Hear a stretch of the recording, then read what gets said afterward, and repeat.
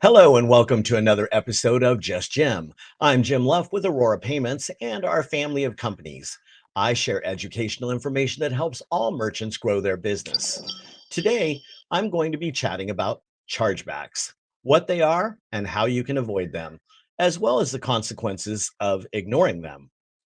Receiving a chargeback notice is always disheartening for a merchant to receive.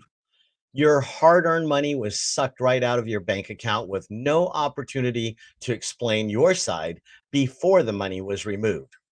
If you take too long to respond, you could lose the dispute for not responding in time. If you fail to respond at all, it can be considered a black mark against your business.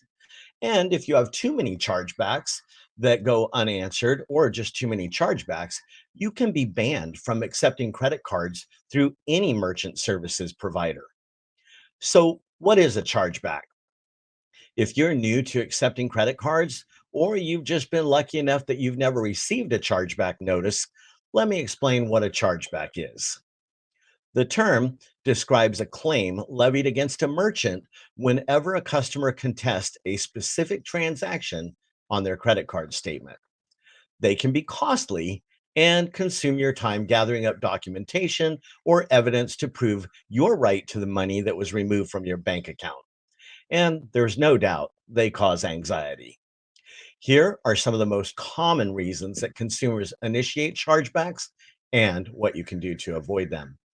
The number one chargeback is caused by fraud, and unfortunately, many chargebacks are initiated with the specific intent to commit fraud. In fact, some studies suggest that these types of chargebacks comprise 50% of all chargebacks, while others say that number is high as 86%. These are people who use a credit card to obtain goods or services that they claim they never received, or they use a stolen credit card number to receive goods they never plan on paying for. Your best combat against this type of fraud is to use an EMV chip reader. Internet and phone sales have a much higher rate of fraud than in house terminal sales. So take extra steps to confirm the transaction by using the AVS system. That's the address verification system. Also, call the customer back to confirm that it is, in fact, a working phone number.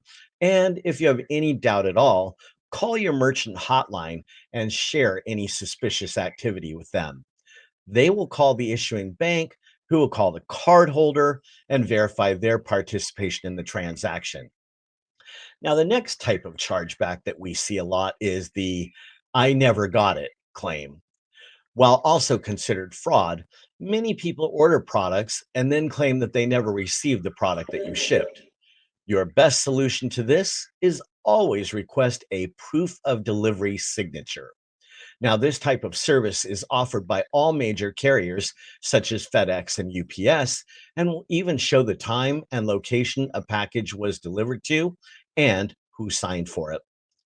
Sometimes a chargeback might be legitimate because, well, let's face it, mistakes happen.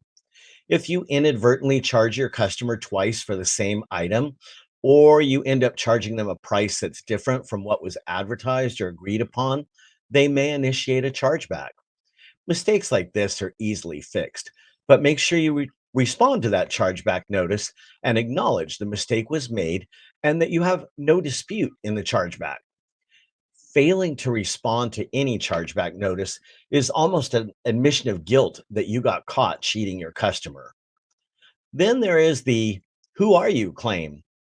Sometimes customers dispute a charge simply because they don't recognize the name that's printed on their credit card statement. This is especially true and common if you use a DBA name on your storefront, but a different legal name shows up on your customer's credit card statement. Your credit card processor can easily change this information to display a recognizable name, as well as displaying your phone number so that customers can call you first and ask about a charge before initiating a dispute with their bank. This is called a descriptor. And finally, there is the it's not what I expected claim. This excuse is frequently used to circumvent refund policies if a customer decides they don't like something and you won't take it back. Some consumers are just too embarrassed or too shy to discuss their concerns and initiate a chargeback instead. If you feel this is the case, your credit card processor should be able to help you with a defense. At Aurora Payments, we win 9 out of 10 of these types of chargebacks for our merchants by helping them to provide documentation needed for the win. Make sure that your return and refund policy are clearly stated on any document that you ask your customer to sign, as well as posted in your business at the point of sale. In closing, you might be wondering, who is Aurora Payments? Aurora Payments is a network of professionals providing merchants with reliable payment solutions for any industry and environment. We help businesses increase efficiency and growth. Our proprietary technology provides one ecosystem, one contract, one partner, one Aurora. As a full service provider, we have all the products and services and solutions and support that merchants need all in one place. We're an organization driven by a passion for helping our merchants succeed. Are you interested in learning how you can eliminate credit card processing fees? Send me an email at hello@risewithaurora.com or call me at 833-687 6722. That's 833-287 6722. You'll be saving money in no time. Thanks for joining me on another episode of Just Jim, and I'll see you next time.